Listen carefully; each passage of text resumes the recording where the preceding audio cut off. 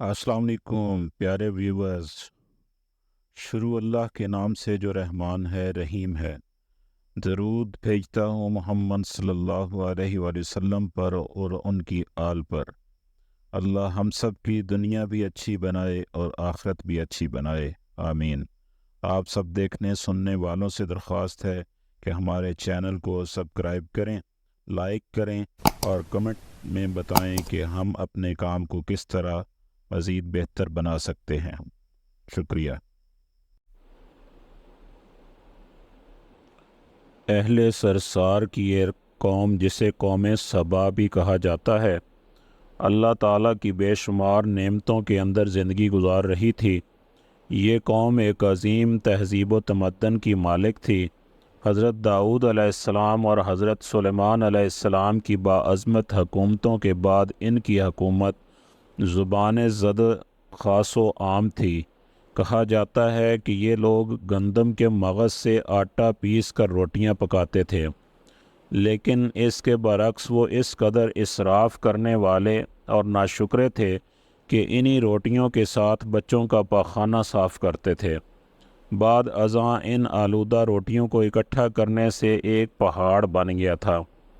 پھر ایک صالح شخص نے وہاں سے گزرتے ہوئے ایک عورت کو دیکھا جو روٹی کے ساتھ بچے کے پاخانے کے مقام کو صاف کر رہی تھی۔ اس شخص نے عورت سے کہا، تیرے اوپر افسوس، خدا سے ڈر، کہیں ایسا نہ ہو کہ خدا تیرے اوپر اپنا غضب ڈھائے اور تجھ سے اپنی نعمت چھین لے۔ اس عورت نے جواب میں مذاق اڑایا اور مغرورانہ انداز میں کہا، جاؤ جاؤ، گویا کہ مجھے بھوک سے ڈرا رہے ہو۔ جب تک سرسار جاری ہے مجھے بھوک سے کسی قسم کا کوئی خوف نہیں ہے۔ کوئی زیادہ عرصہ نہیں گزرا تھا کہ اللہ تعالیٰ نے ان لوگوں پر اپنا غضب ڈھایا۔ پانی جو کہ زندگی کی بنیاد ہے ان لوگوں سے چھین لیا، یہاں تک کہ قحط نازل ہوا۔ بات یہاں تک پہنچ گئی کہ ان کی ذخیرہ کی ہوئی تمام غذا ختم ہو گئی۔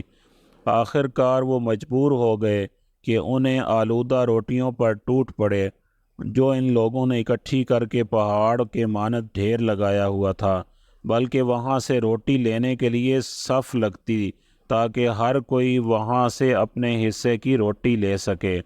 کفران نعمت، قحط اور ان کی بدحالی کے بارے میں متعدد روایات موجود ہیں۔ سورہ نحل کی آیت نمبر 112 اور 113 میں یوں ارشاد ہوتا ہے، ترجمہ: اور اللہ نے اس بستی کی بھی مثال بیان کی ہے جو محفوظ اور مطمئن تھی۔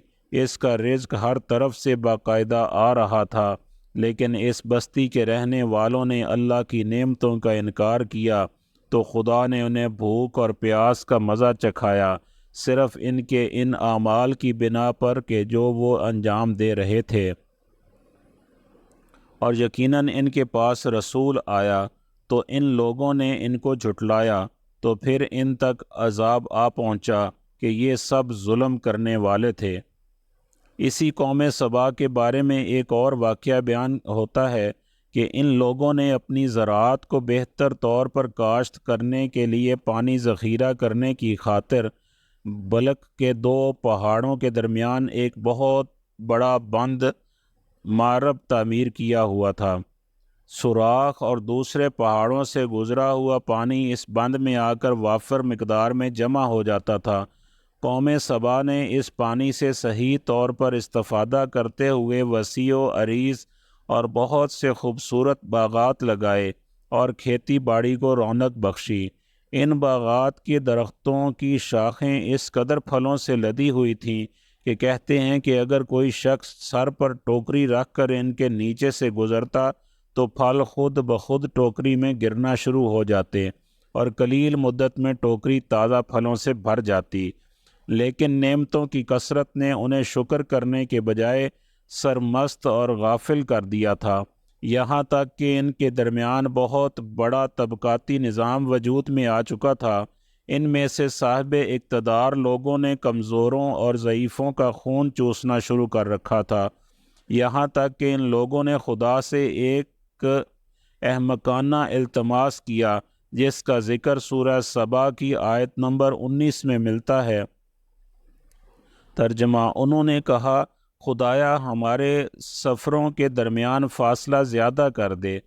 انہوں نے اللہ تعالیٰ سے یہ التماس اس لیے کیا تاکہ غریبوں، بے نوا لوگوں، عمرہ اور ثروت مند ان کے ہمراہ سفر نہ کریں۔ ان کی خواہش یہ تھی کہ آبادیوں کے درمیان خشکی ہو اور فاصلہ بہت زیادہ ہو تاکہ تہی دست اور کم آمدنی والے لوگ ان کی طرح سفر نہ کر سکیں۔ اللہ تعالیٰ نے ان مغرور پیٹ کے پجاریوں پر اپنا غضب نازل کیا۔ بعض روایتوں کے مطابق ان مغرور لوگوں کی آنکھوں سے دور صحرائی چوہوں نے معرب نامی بند کی دیواروں پر حملہ کر کے انہیں اندر سے کھوکھلا کر دیا۔ ادھر سے بارشیں زیادہ ہوئیں جن کی وجہ سے سیلاب آ گیا اور اس بند میں پانی بہت زیادہ اکٹھا ہو گیا۔ اچانک بند کی دیواریں ٹوٹیں، اس سے ایک بہت بڑا سیلاب آیا جس سے تمام دیہات، آبادیاں، مال مویشی، باغات، کھیتیاں، ان کے محل اور گھر پانی میں غرق ہو کر نابود ہو گئے۔